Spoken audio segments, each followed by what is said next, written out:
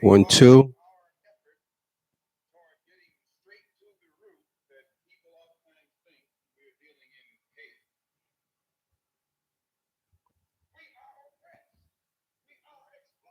Good morning. Good morning.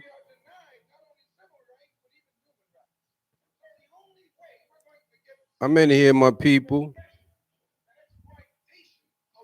Aaron Benjamin Miles. Aaron Benjamin Miles.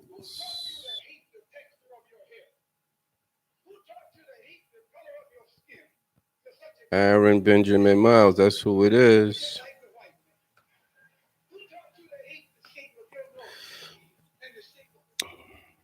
Good morning. I gotta fix my cameras in here. My cameras ain't quite set up the way I usually set them up. I ain't gonna make such a big deal about just getting white background. As long as you can see me, that's all that matters. Good morning. Do you know? Do you have you remembered the name yet? Have you remembered the name yet? Aaron Benjamin Miles. Aaron Benjamin Miles. I need you to remember the name. That's why I got to keep saying it. Aaron Benjamin Miles, 110th Mayor of New York City, Aaron Benjamin Miles. Rise of the Good People, Aaron Benjamin Miles. There it is, how you spell it. Independent candidate. So I'm going to need 7,500 signatures on my petition very soon. Aaron Benjamin Miles. Before Becoming Mayor of NYC is my docuseries tracking this progress. Aaron Benjamin Miles. I'll help you to remember it. I know how our people work. We need a lot of repetition. That's why they repeat. That's why they repeat the song so much on our radio stations that they want to become hits. And that's why they play music videos over and over. Because they know with repetition, they can really implant a thought, a memory, an idea with repetition. Aaron Benjamin Miles, 110th Mayor of New York City, right? So today, my topic for today is going to be reparations. So I see they're getting ready to put together a council.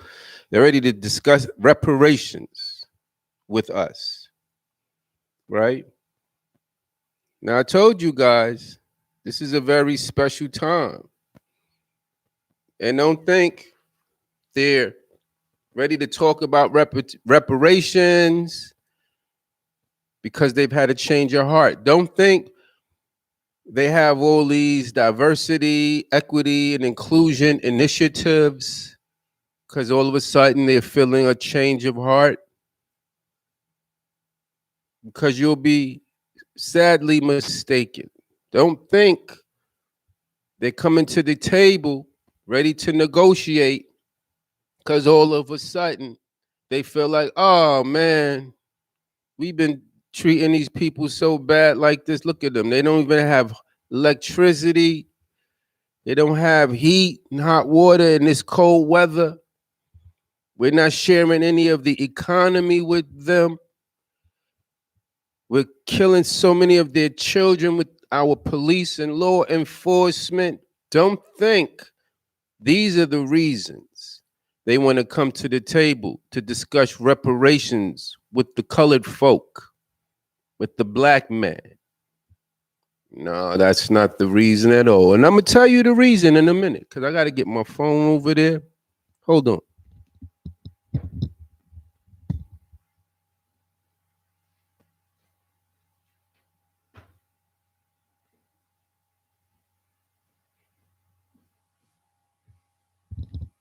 I'm going to take my time with this one, nice and slow. I'm going to give all praise due to the Most High, inshallah.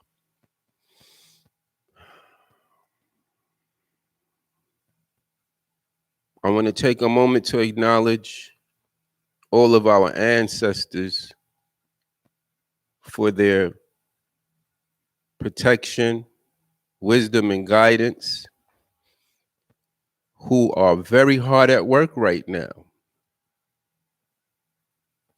Our ancestors are very hard at work right now. They've given orders to Mother Nature. And so you're going to be witnessing a lot of natural effects, disease.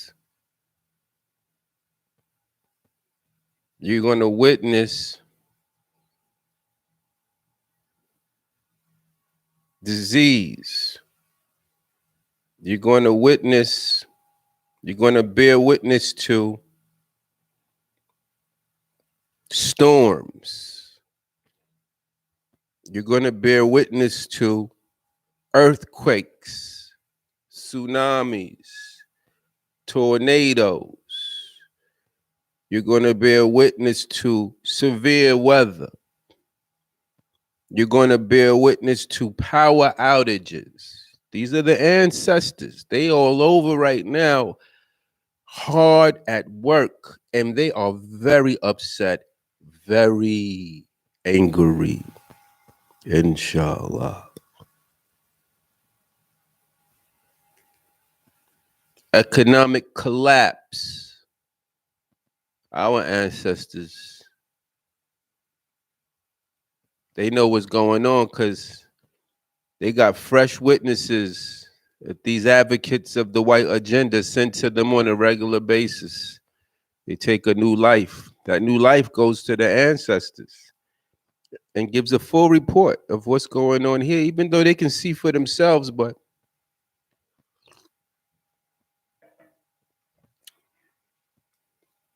they're creating a commission to talk about reparations.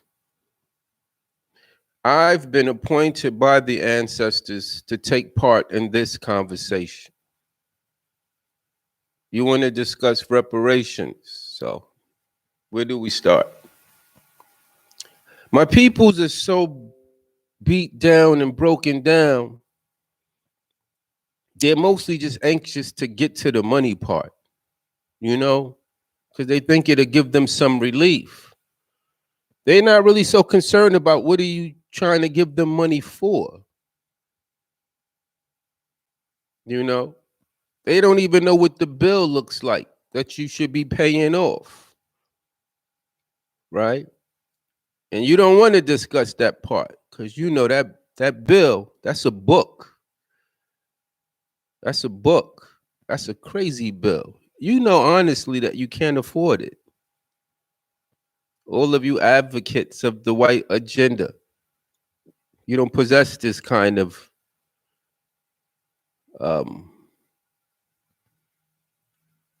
you don't possess this type of power.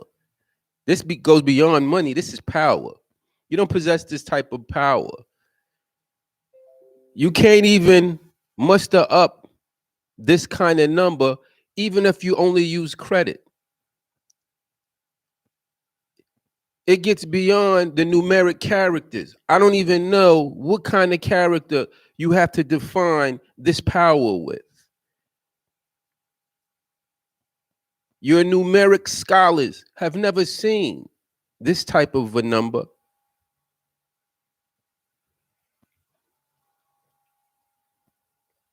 But I'll initiate the conversation so we have some context in what we're talking about. Yes? Now, reparations, what is that? My peoples, you have to start going to the internet. That's why God created it, for us to be able to reference things and get information. Because these advocates of the white agenda. They will use words on you that you're not quite sure of what the meaning is. And with us, they say ignorance is no defense. They will hold you accountable to the meaning of these words, whether you know it or not, right?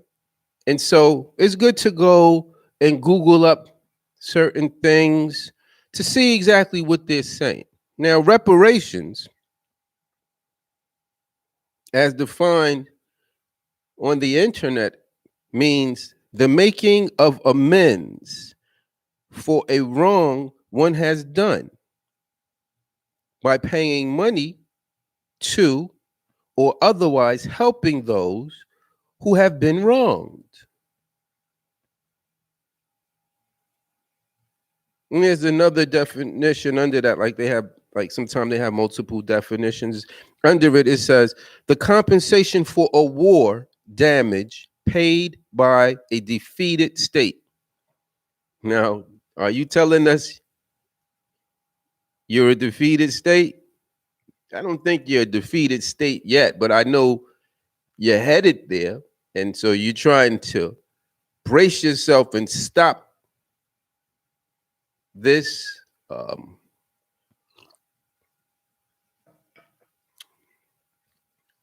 do you call that? Descent. You want to stop the fall before you hit the bottom. And before you lose everything, you want to use the sophisticated technique of acting like you're still in control and offering something that we're within reach of taking on our own for ourselves. We could have everything.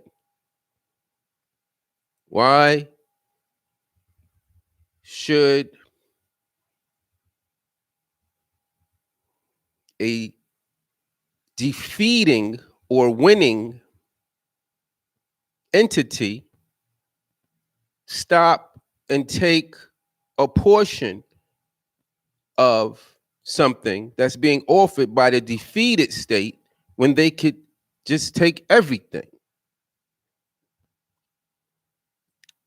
See, I told you before, I'm not with all of this games you play. I'm a finisher. When I get somebody down, I'm finishing them. I'm not going to let them get back up and negotiate. You're done. I'm going to do to you what you had intended to do to me.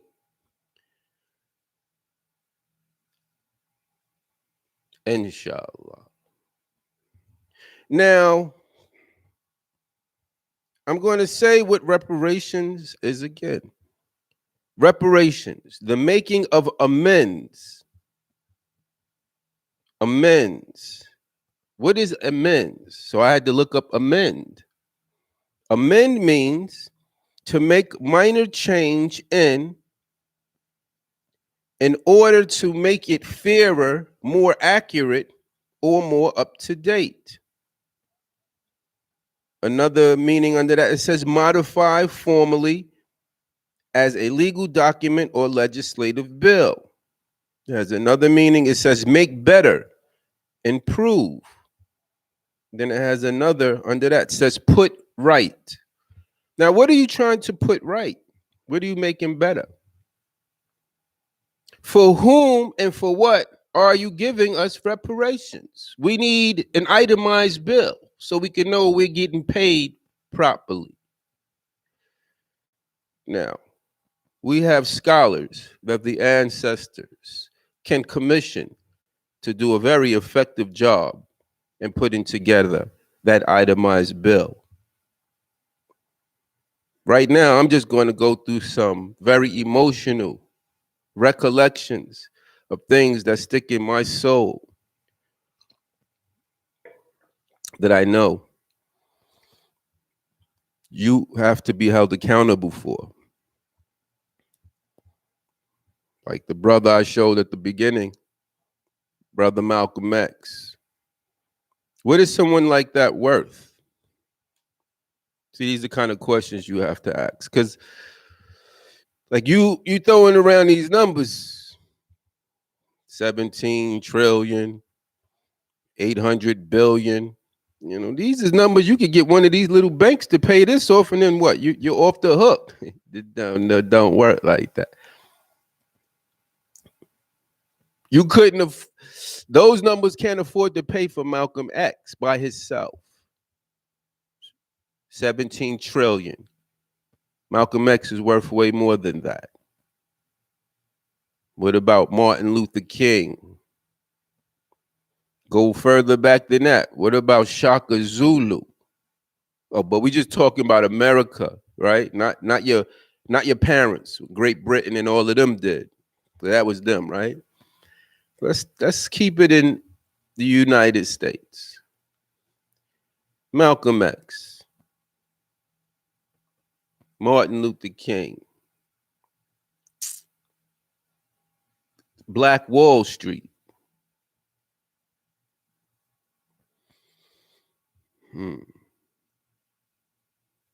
It's weird because, when you talk reparations, it sounds like you're talking about something in the past, something that's been done in the past. And before we talk about reparations and right and a wrong, correcting,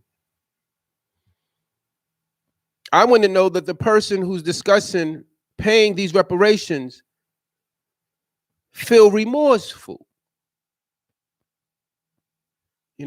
They've reached a point where they acknowledge the wrong and they know it's bad and they don't want it to happen again. But I don't think that describes you, Mr. Advocate of the white agenda, because even today, you're still doing it. Even today, you are still doing it. We have people today that goes on our list of reparations.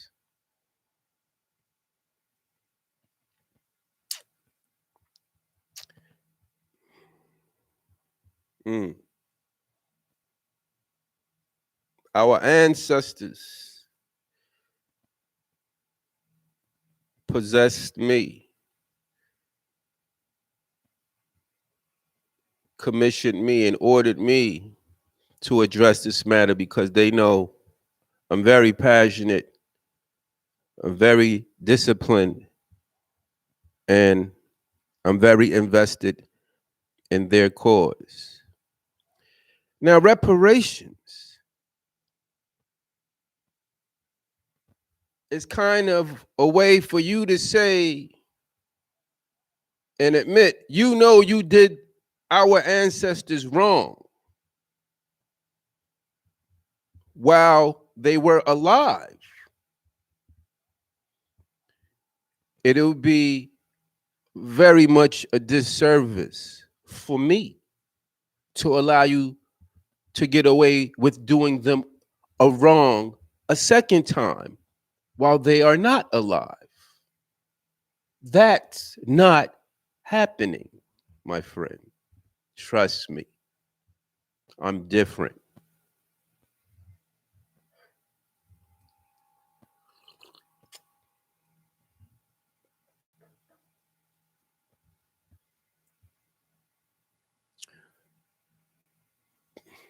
If you were to try to put it into a context that you would be able to afford the payments on these reparations for these valuable people whose lives were taken away from us. Therefore, we know not what type of impact their presence would have had on our lives today. You're paying for tarnishing. Is that good enough word?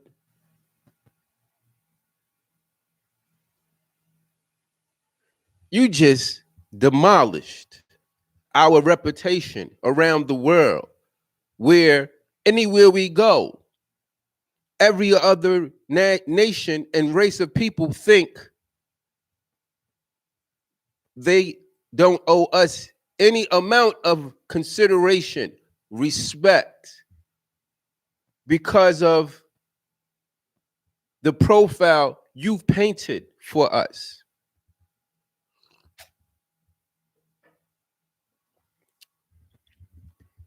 reparations. Can we put it in numbers? I'll try to put it in numbers for you. It really,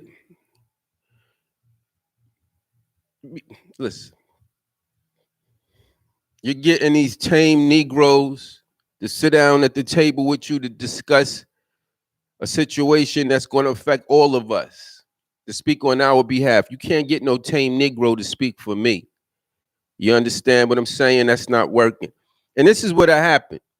If you sit down with a tame Negro like you did back in the days and you got away with buying this Manhattan from a drunk Indian, you got a drunk Indian to give you the whole Manhattan for $20. He didn't go back to the rest of the tribe and get the conscious Indians or the Indian leaders. They probably just woke up one day and found out they don't own the place they live at no more because you showed this drunk Indian, one of our uncles who likes to drink, you showed him a little material possessions that he wanted that. And then you pull out a contract that had words on it that he didn't even know what the words said. He didn't know what they meant. And you said, sign right here and we'll give you these things in exchange for America.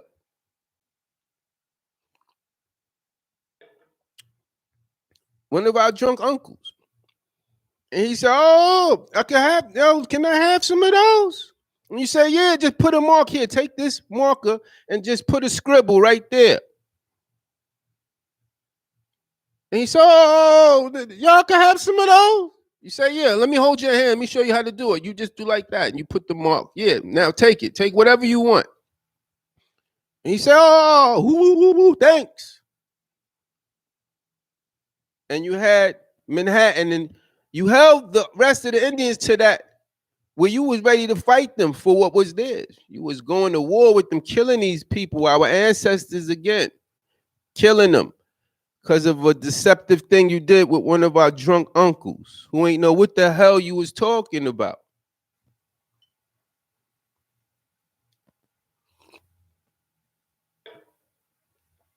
You're very deceptive. And now you're up against the ropes because the ancestors are hard at work. They got this silent agent of death, coronavirus, tearing you apart. All your peoples. Even some of our good white brothers and sisters. There's some even casualties amongst communities of color, but nowhere near what's happening to your community. I know the real. Even though you keep saying on television, you know, we black people and communities of color are being disproportionately affected by the coronavirus. When are you going to stop with the deceptive tactics and make your words match the actions? See, that's what the third eye gives the ones who know how to use it. We listen to the words, but we also watch the actions. And as long as the words and the actions don't match, we know not to take you seriously. See how that works?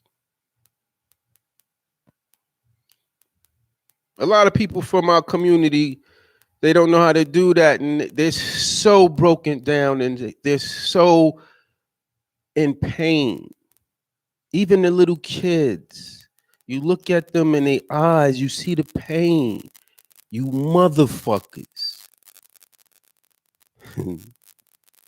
Inshallah. I'm different. You want to deal with me? Yes. Reparations. You can't afford this. You want to talk reparations while you're up against the wall ropes? Not with a finisher. You can't talk reparations while you up against the wall ropes with a finisher. You've been had a chance to come and have that conversation before we got you in this compromised state. And it wasn't the intention of the Most High. That's why it never happened. The only things that are going to happen are the things that the Most High has said will happen. Inshallah.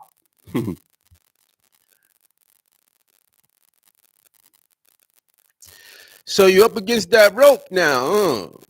That coronavirus silent agent of death. Experts. You can't point your guns at nothing, can you? You calling the military out, you don't know where to send them. You calling the military out and you don't know where to send them. Got all your weapons out. You don't know what to shoot at. Right? That's how expert coronavirus is. The Most High knew who he assigned to that task. He knew none of us down here could do it. You would have, you got those weapons down here in this tangible domain. You would have took care of that situation quick before we got to 10% of the death that you're suffering, the death toll that you're suffering. Allah going to balance them numbers up. He's taking care of reparations right now. It has nothing to do with money. It's a power thing. You don't have this kind of power. Inshallah. And reparations. I'm just trying to feel my way through what they want me to say in regards to this topic of reparations. So you're up against the ropes, courtesy of your man. What's his name? His trial is coming up, matter of fact. You're trying to get all of the military set up and your National Guard for that, talking tough like you really could stop that crowd from doing what they're going to do if you don't come with the right charges. National Guards can't do nothing. You can call the police and the backup from other surrounding counties, and the people in those counties going to tear those counties up because there's no one there to watch it.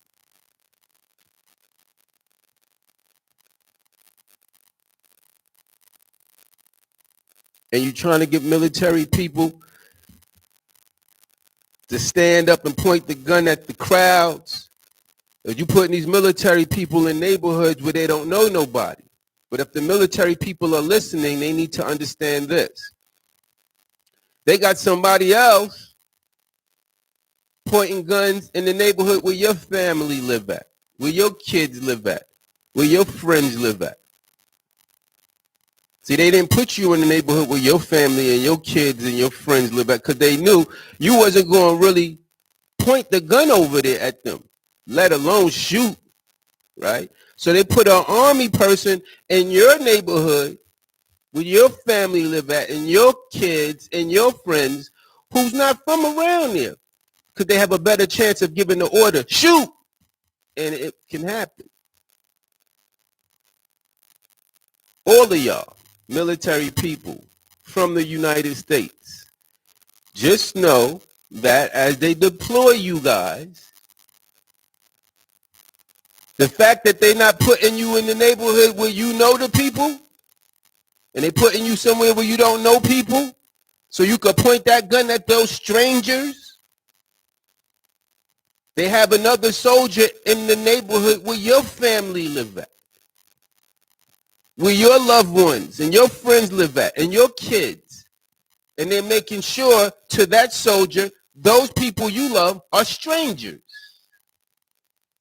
So that when they give that order, more chances that he'll follow it. Think about that. All of you soldiers who might be deployed in these neighborhoods where you don't know the people, but you have family in the United States. So who did they deploy to the neighborhood where your family is at? Inshallah.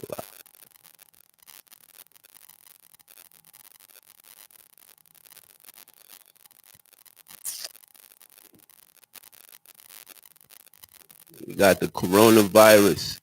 Oh yeah, that's what I was trying to get. This guy's name.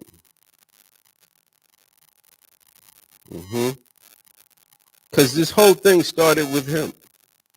Your whole nightmare started with a gentleman, Derek Chauvin. Derek Chauvin,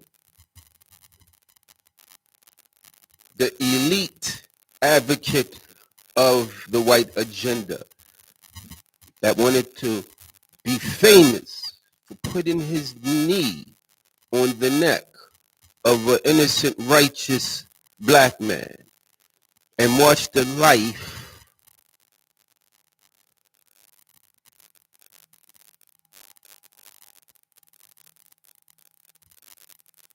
leave his body.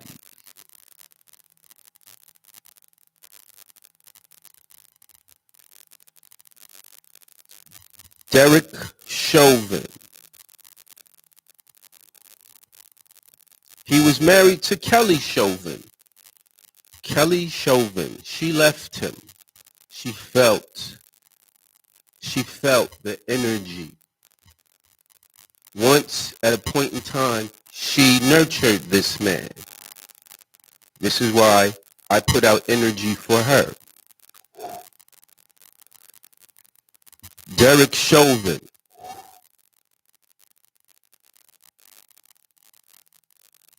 An elite advocate of the white agenda who initiated the movement of the unification of communities of color on a global scale, way beyond the state where the incident happened.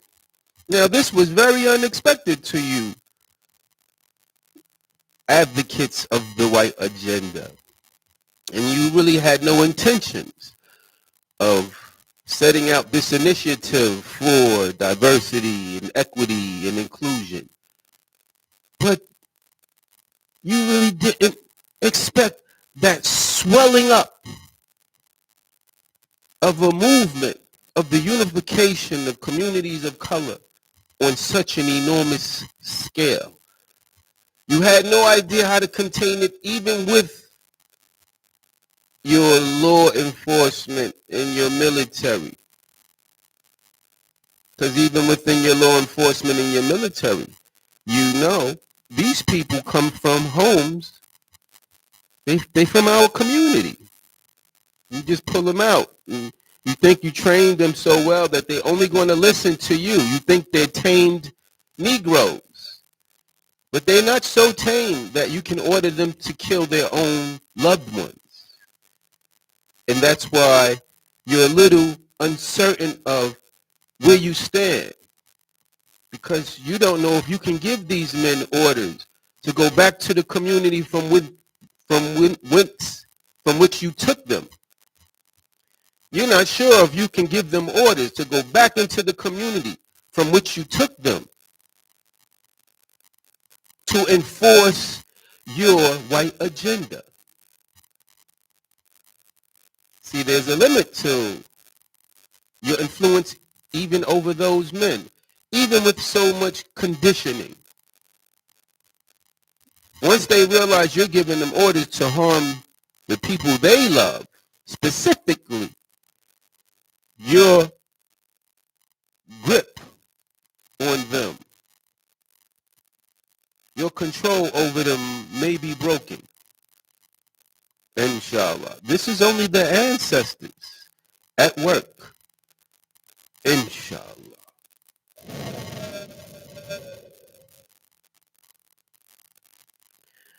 Now, Derek Chauvin, how do you feel about him today? Probably feel about him how Mitch McConnell feels about Donald Trump.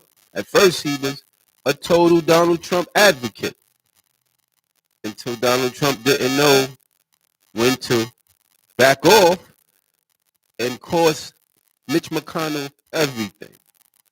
He's not even the majority of his party anymore. He's a minority now. He probably hates that word next to his name, minority. You're nobody. Okay? So, You had Derek Chauvin initiate a movement which unified communities of color. The ancestors did that.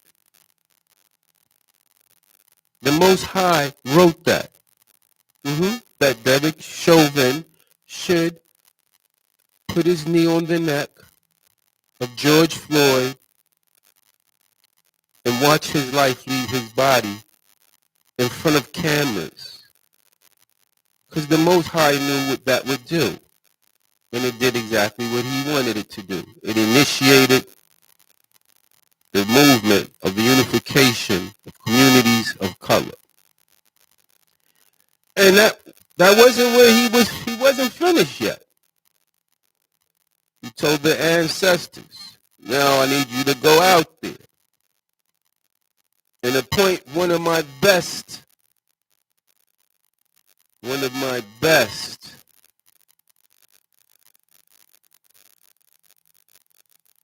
silent assassins. A silent assassin. And the ancestors commissioned coronavirus for the task. And now coronavirus is doing its job. And God knew you would be looking to try to find a way to get your herd immunity. That's why he made you violate our trust for so many generations. So that the power is in our hands. At the time you come to us to save your life, with just a simple request, just take the vaccine so that we can kill it off. So it's not able to mutate and keep killing more people. This will save you too. We're already saved. We have an advanced immune system. We have an evolved immunity thanks to your accommodations, your medical accommodations, fighting so hard to keep us away from accessing your doctors and your medicine and your drugs. As a result of that, we have built up a more evolved immune system. And so God's silent killer, God's silent assassin, silent agent of death, he's going to work non-stop, no days off. And all your requests for my community and my people to save your life by participating and taking your poison, we kindly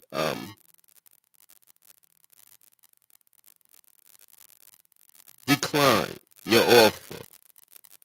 Only because we don't trust you. I believe you do have a vaccine, but I also you put in the needle that you want to stick in our body. Just because you have some tame Negroes and a few entertainers that you parade around on the television and on the internet, allowing you to put this needle in their body. Some of us know through your FEMA, you have mass graves already dug, working with your friends over there, Bill and Melinda Gates. They think they're so smart and they think we're so stupid. The ancestors may be coming to visit a lot of you guys very soon. You don't want the ancestors to visit you or even send a commissioned spiritual entity to visit you, because it's not going to end up well. They're like our police. They're not coming in your neighborhood to do no good. I call them holy ants, inshallah.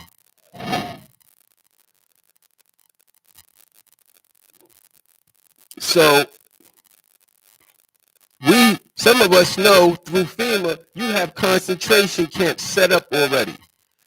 You want to deploy your military and force them to do some things, but you already got a little taste of how that crowd swells up from the George Floyd incident. And so you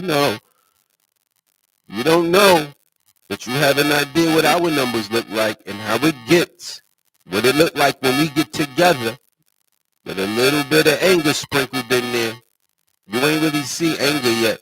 Because those are most of our white brothers and sisters who came out during them George Floyd incidents, fighting with the cops, getting into these physical altercations. Those were our righteous white brothers and sisters. That was the first line. That was the first line that came out. Second line didn't come out yet. The first line was the most afraid people and the people who least wanted any problems, and that's how angry they were. You haven't confronted any of the black warriors yet. We know better than to come out there because there's a one-way ticket. And that's why you didn't really use that much deadly force in them George Floyd engagements, because you only saw people with your same color skin. So you would like, just beat them in the head with a billy club. Just don't shoot at these people. These is people that look like us. Even though we don't care about them, we have to keep the precedent that you don't harm people that look like us. That's why they was able to get away with that at the Capitol building. Oh, these people are wilding out, but they our color. They look like us. You have to keep law enforcement knowing, for the white agenda, you don't attack this color at all. We don't want you to make no mistake and hurt one of our people in our circle. So anybody who's fortunate enough to have this color skin, you think twice before you do anything to them. See, but you don't give that consideration to people our color. That's why when we come out, we know what the outcome's going to be. So we don't rush out so fast. We know. But you up against them ropes. You want to negotiate now. Back to the reparations. You can't afford reparations. But I'm going to try to make a number. So we entertain it. Let's just entertain it, right? Let's entertain it. You're going out your way to put together a commission. I know you're going to want to say numbers. We have to say a counter number. I'm going to tell you what the numbers really look like if we play with numbers. Yeah, Derek Chauvin. Derek Chauvin set it off with the movement for killing George Floyd. Initiated the movement of the unification of communities of color. Then, silent agent of death sent by the ancestors, coronavirus. Then, the collapse of your economy. Right? Nothing moves. And now, nature, with the storms and the quakes and the severe weather. These are all the ancestors. So I know you're up against the ropes. And you know my thing. I'm a finisher. There's nothing you can negotiate with me about. I just want you going. Period. But let's talk about the reparations and what kind of numbers. You killed very valuable people that we have no idea of what their impact would have been on society. You've demolished budding communities and economies that right now not only would have rivaled your own, but probably most likely surpassed it. And as a community, we wouldn't need anything from you. We would be good. And that's totally against the objective of your white agenda. So that's why you did what you did. I understand. The Most High gave me the third eye. I'm just saying. So you want to make amends, make things right. First, you have to acknowledge your wrongs, motherfucker. How the fuck you gonna amend when you don't feel you doing anything wrong to this day? You're talking to me now. I'm different. You feel me? So that conversation really can't happen. Because I don't feel that you're remorseful about anything that you've done. So we're just going to pacify the situation. And we're just gaming right now. Just gaming. I'm going to just keep it real. See, I'm real. Like you white people, you white racists, you like to do things from the sneaky. You never like to do things straight up, man to man. You sneaky with it because you know you're a coward. You're a weak, cowardly, pathetic, nothing. But I'm a man. And I know you can't do nothing to me. So I say what it is. Yo, we gaming. I'm going to just say what I'm saying just in response to what you're saying. I know none of this is real, right? So let's just go from there. Reparations. You know, valuable people that you've taken from us all the way up to today, you still taking them. What is the, you got an itemized list? Give me a list of all the people that you're giving reparations for so we can see what the value, because everybody don't have the same value. Some people very valuable. Some people moderately valuable. Feel me? You know, that's why you pay different amounts for life insurance, right?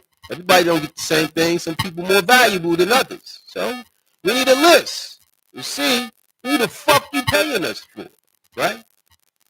We go down the list. We got scholars that the ancestors can assign to this task to, you know, process these numbers right. And then you have your system. We're going to use your motherfucking system, nigga.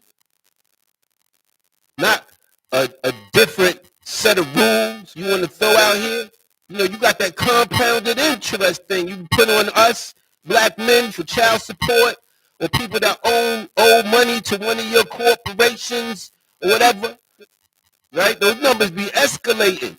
And we be like, yo, how I owe this much money? I thought it was $10. And then you come with your bullshit explanation. Oh, no, the compounded interest, it compounds, and after that, the compounded interest comes back, and it compounds again, and keep compounding. And then now, you owe $1 million from $10, right?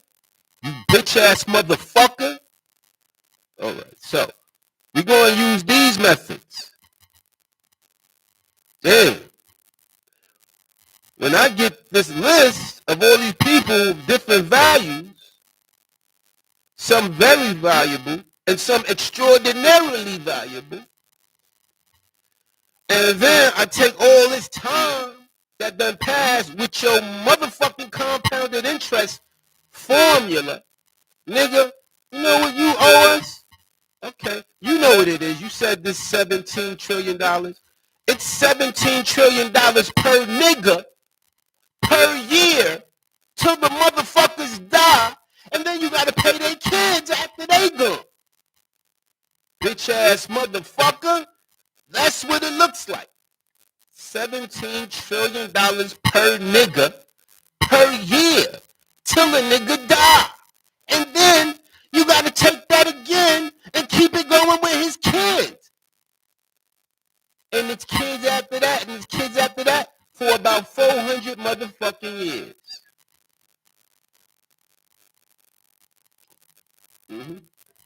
There we go. I figured it out.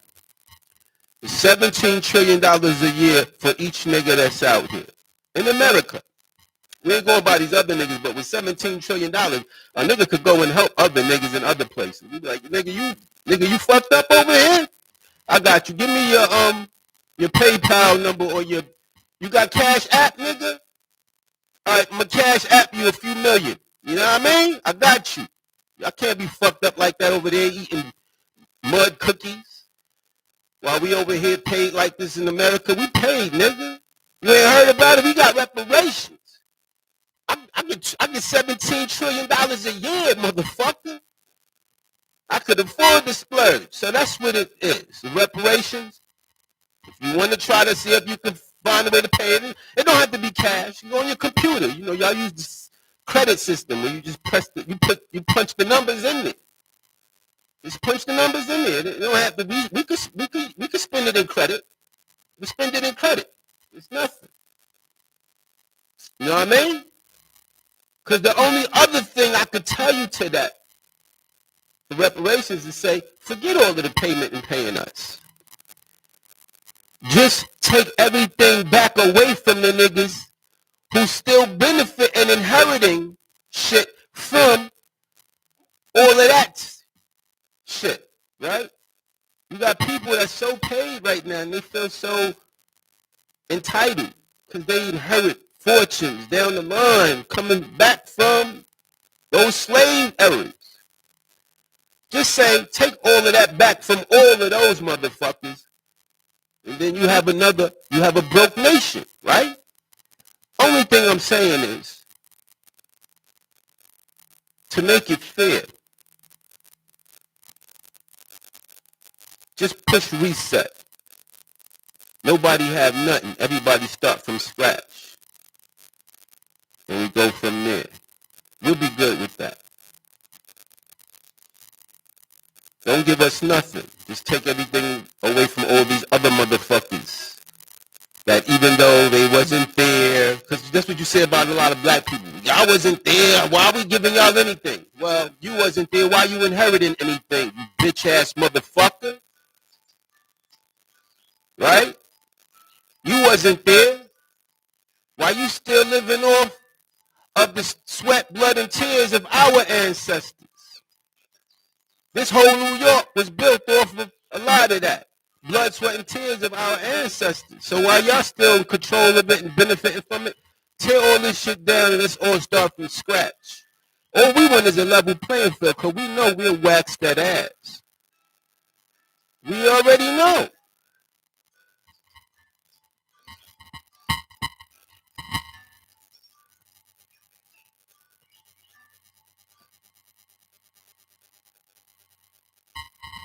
There's nothing in life you want to do with us in a competitive arena where there's a level playing field because you know who we are. You know how we get down. You know what we do. You always got to have an advantage, even to maintain your survival around us. But if you really want to consider making reparations, those are your two options. $17 trillion per nigga per year for 400 years, motherfucker. Or just take everything away from all these motherfuckers that keep inheriting shit from that has any affiliation to those days. You got too many institutions that have roots tied up in that. That's why they so strong. They from way back then. They just keep adapting and changing their, they change the surface.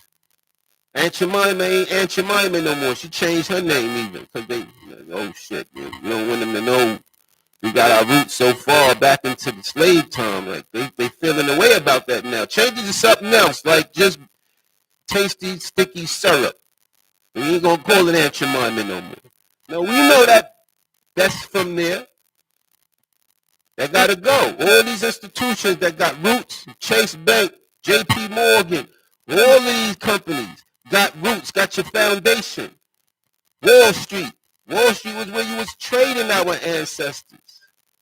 I'm only sending you the message. Sometimes I get a little emotional. I say these words, but the ancestors are really the angry ones. It's not me. I feel sorry for you.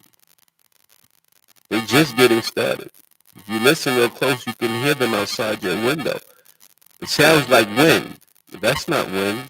That's a bunch of holy ants, a.k.a. spirits, a.k.a. ancestors, flying around looking for you motherfuckers. So, that's what I have to say about that. Reparations. 17 trillion. I accept it. I'll take my 17 trillion, and try to enjoy the rest of my life, Be a philanthropist and go around finding my other brothers and sisters that need some help. And the $17 trillion, all my other brothers and sisters probably be doing the same thing. I mean, they'll ball out. They be balling out crazy, buying all the shit out the stores. The economy be great because niggas know how to spend money. We be traveling around spending that money. Y'all be getting a lot of it right back. But with 17 trillion, you know, you would never get all of it, even though a lot of niggas will try to give it back to you. How they is, they be trying to give it right back to you. Yo, give me, whatever colors those Rolls Royces come in. Yo, give me all the colors of the Rolls Royces. And the Bentleys too, the Bentleys. Yo, tell everybody outside, y'all closed. I bought out the bar. I bought out the cars. I bought out the cars. They be buying out cars like they buy out bars. I bought out the cars, nigga, y'all closed. Y'all gotta wait till they manufacture some more and send you some more. Matter of fact, I'm buying you out for the year. Any Rolls Royce or Bentley that they make for this year is mine. I'm just buying them. I'm just buying them. I'm giving them to my boys. You know what I mean? My boys, I got my boy Earl, my boy K-Sean over there. Damn, these niggas got their own 17 trillion too. They don't even need my shit, but I'ma still hook them up and be like, yo, son, that's your Bentley. I got you 3 colors. So they be spending money. So you be getting money back, motherfucker. Economy be beautiful. Nobody spends money like niggas. Right? So that's my take on reparations right there, man. But even though I was having a little fun at the end, it's a serious situation. You disrespected the ancestors once in life. You won't disrespect them again in death. Inshallah. Not with me here. Aaron Benjamin Miles, 110th Mayor of New York City. I'm coming. You feel my vibe. I already said it. I'm different. So, prepare yourself. Because I'm not a tamed Negro. And I'm not playing games with none of you advocates of the white agenda. I have the third eye. I see it. I acknowledge it. And unlike my brothers and sisters who they have a mentality of we have to fight oppression. My objective is to kill it. I'm different. I'm killing oppression. I'm not coming to fight with it. Fuck out of here. You feel me? Aaron Benjamin Miles. Remember the name, people. I don't know if y'all ready for this level yet. You feel me? Tell him who sent me? Yo, Malcolm said to tell you he sent me. You too? Shaka Zulu told me to tell you he sent me. I was sent by the wolves, baby. The untamed motherfuckers. And I'm very intellectual too. So I just want you to know I have that side too, just in case you want to have the intellectual conversation and you want me to make my voice sound where you can really understand and you don't feel so intimidated and afraid, but still, motherfucker, know who you talking to. If you say something out of line, I'll smack the motherfucking taste out your mouth. I'll do all of that. I'm waiting for the opportunity to do it. Y'all niggas be talking all sideways and crazy to motherfuckers. Like you got it like that. Don't do that around me, man. Trust me. I know you ain't going to do it to me. But don't even do it to none of my peoples when I'm around, man. Because I'm going to handle you like you did it to me. You understand what I'm saying? Aaron Benjamin Miles, 110th Mayor of New York motherfucking City. Aaron Benjamin Miles. And all of you fucking racist, weak, cowardly, racist, white motherfuckers, not my good white brothers and sisters, because if I get on, you put me in that office, I got some beautiful things for you too. Your quality of life is going up right with the rest of us who've been out here fighting for these changes. I'm talking to the weak, cowardly, racist motherfuckers. These domestic terrorists. We coming. You savages. Oh, we political now. Yeah. I'll get up with you on the next go round.